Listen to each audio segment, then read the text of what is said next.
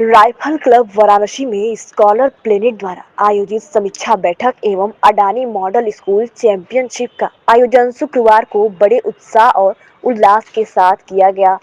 इस अवसर पर नगर के वरिष्ठ प्रशासनिक अधिकारी, शिक्षाविद और स्कूली छात्र छात्राएं बड़ी संख्या में उपस्थित रहे। इस अवसर पर नगर आयुक्त हिमांशु नागपाल, एडीएम अमित कुमार भारतीय, सेवानिवृत्त आईएएस गौरी कुमार तथा जिला परियोजना समन्वयक श्री अनुराग दुबे मुख्य अतिथि के रूप में शामिल हुए।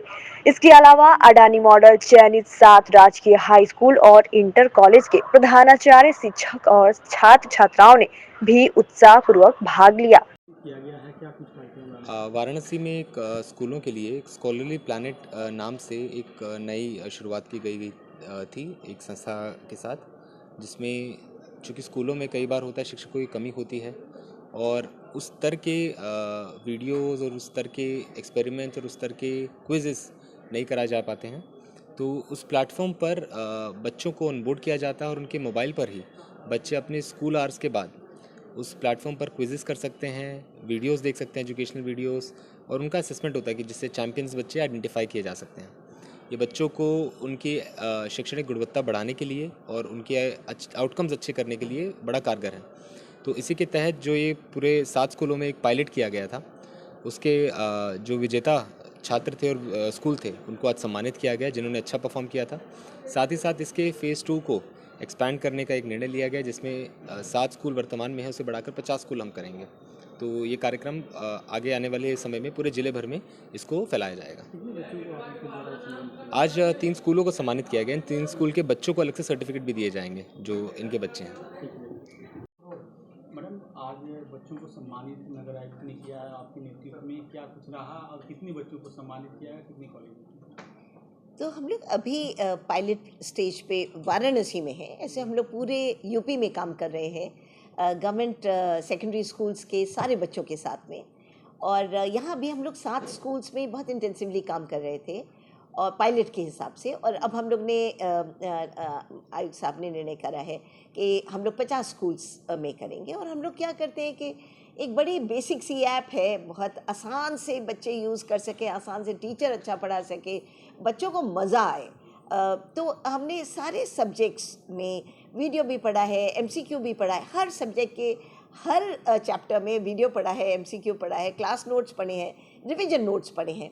और आइडिया ये है कि देखिए हमारे समाज में बहुत इनिक्विटीज़ हैं, दूर है, वहाँ पे इंफ्रास्ट्रक्चर ठीक नहीं है, वहाँ तक कोई जाता नहीं है।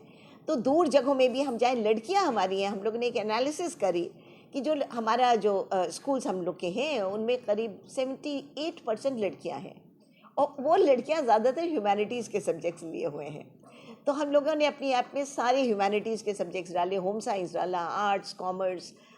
हम लोग एट द सेम टाइम हम लोग बहुत हाई एंड सब्जेक्ट्स भी डालते हैं, जैसे blockchain, IoT, robotics, artificial intelligence. तो हम लोग का आइडिया ये है कि इस प्लेटफॉर्म पे एक बार बच्चा आता है तो उसको हर तरह की चीज़ों में आसानी हो, चाहे वो अपना पढ़ाई करने के लिए कर रहा हो, चाहे वो कंपटीशन में आने के लिए कर रहा हो।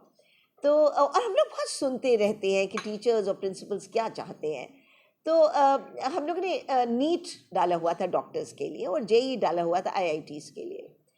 तो कल एक मीटिंग एक और डिस्ट्रिक्ट मजिस्ट्रेट ने करवाई थी रिक्रूटर्स के साथ में, और हम लोगों ने निर्णय किया कि कुछ बच्चे आईटीआई में जाना चाहते हैं, तो हम लोग आईटीआई को भी अब इंट्रोड्यूस, तो हम लोग ज़रूरत के हिसाब से अभी म्यूनसिपल कमिश्नर कह रहे थे कि इट्स वेरी डिफ़िकल्ट कि उनको क्या चाहिए वो चीज़ हम देना चाहते हैं, हमारे पास क्या है वो नहीं।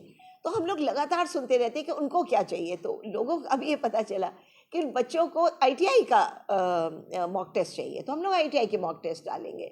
फिर हुआ कि Indian institute of hotel management है, उसमें बहुत से लोग जाते हैं, लखनऊ में ख़ास तौर से, उनके लिए हम लोग कोर्सेज डाल। यहाँ पे वाराणसी में भी इतने होटल्स खुल रहे हैं, उनको भी बहुत सारे लोग चाहिए होते, तो कैसे हम इसको लाइवलीहुड से जोड़ सकें। तो हमारा एक था अभी तक बहुत स्ट्रांग था कि हम लोग नो चाइल्ड लेफ्ट बिहाइंड, कोई भी बच्चा अच्छी शिक्षा से वंचित न रहे, सपने बोने से वंचित न रहे। तो एक तो हमारा ये बहुत स्ट्रांग हमारा डिटर्मिनेशन है।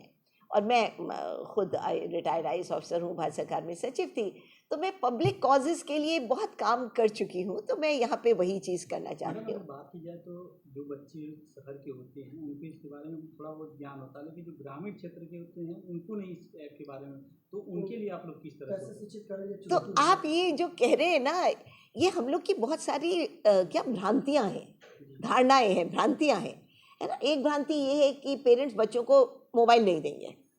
हम लोगों का जो अनुभव है, मैं अभी आ रही हूँ, कल मैं मिर्ज़ापुर में थी और मिर्ज़ापुर से सुदूर गांव के लोगों से मिली, उससे पहले सीतापुर में थे, और हम लोगों ने जो देखने में आया और जो प्रिंसिपल्स बता रहे हैं कि शुरू में पेरेंट्स को अचकचाते थे, फ़ोन नहीं है, नहीं देते थे, लेकिन अब